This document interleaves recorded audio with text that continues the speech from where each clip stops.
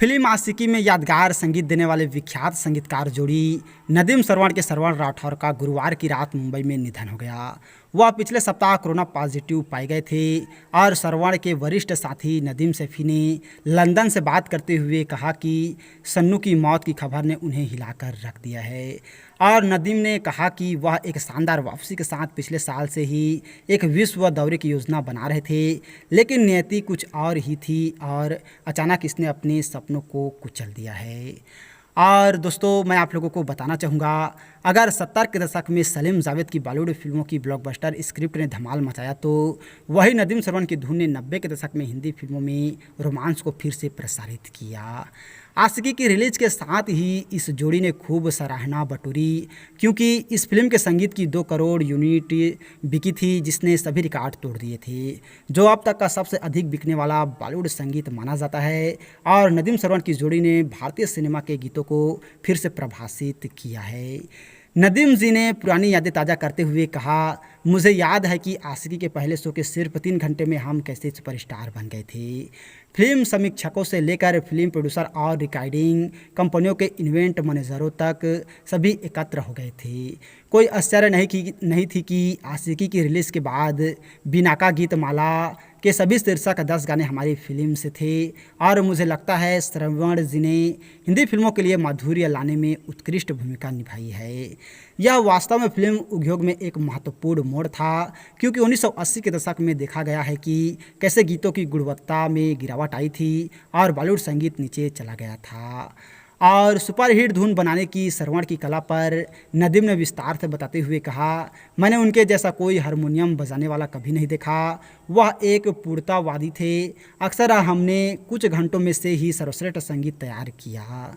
श्रवण जी में शंकर जयकिशन, फेम या S D Burman जैसे संगीत के महारथियों का टच था। और वास्तव में हम दोनों बर्मन दा और शंकर जयकिशन से प्रेरित थे। हमारे स्टूडियो में या मध्य मुंबई में मेरे घर पर हम लंबे समय तक बैठते थे और गीतकार समीर हमेशा मौजूद रहते थे। यह हमारी मुख्य संगीत टीम थी और कभी कभी दिवंगत गुलशन कुमार जी हमारे साथ जुड़ते थे। मेरा मानना है कि ईश्वर की कृपा से हम एक के बाद एक महान गाने लेकर आए। और नदीम जी ने कहा कि आशिकी की ऐतिहासिक सफलता के बाद संजय दत्त और सलमान खान अभिनीत साजन ने भी सभी रिकॉर्ड तोड़ दिए थे। एक और बॉक्स ऑफिस पर हिट दीवाना, जिसने शाहरुख खान को पेश किया, वह अपने संगीत से मंत्रमुग्ध करने के कारण ही साल की सबसे ज़्यादा कमाई करने वाली फिल्म में से एक बन गई थी। और सुपरहिट धुनों की अभूतपूर्व होड़ पर नदीम जी ने बताया, हमारे पास प्रतिभा थी, लेकिन हमें सही अवसर नहीं मिल रहा था। संघर्ष के वर्षों के बाद जब हम टिप्स के रमेश तारानी के पास गए, तो उन्होंने आशिकी के सभी गीतों को अस्वीकार कर दिया था। उन्होंने यह कहते हुए कि अस्वीकार किया था कि बॉलीवुड फिल्म में शामिल होने के लिए काफ़ी स्लो है। बाद में हम अपने गुरु मिथुन चक्रवर्ती के माध्यम से गुलशन पापा जी के पास पहुँचे। मुझे याद है, जब पापा जी मिथुन दा के घर पर हमारे गाने सुन रहे थे, तो मैंने उनसे कहा, हम आपको ऐसे गाने दे रहे हैं जो इतिहास रचेंगे, लेकिन हमारे गानों को बड़े पैमाने पर बाजार में लाने की ज़रूरत है। तुरंत पापा जी ने सहमत व्यक्त की और आश्वासन दिया कि संगीत एल्बम आशिकी बहुत ऊंच स्तर पर लॉन्च की जाएगी।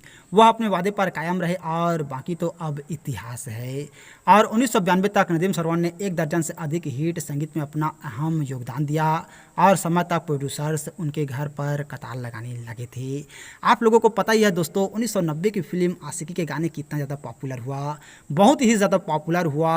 और इस फिल्म के बाद नदीम श्रवण की जोड़ी रातों रात सुपरस्टार बन गए थे।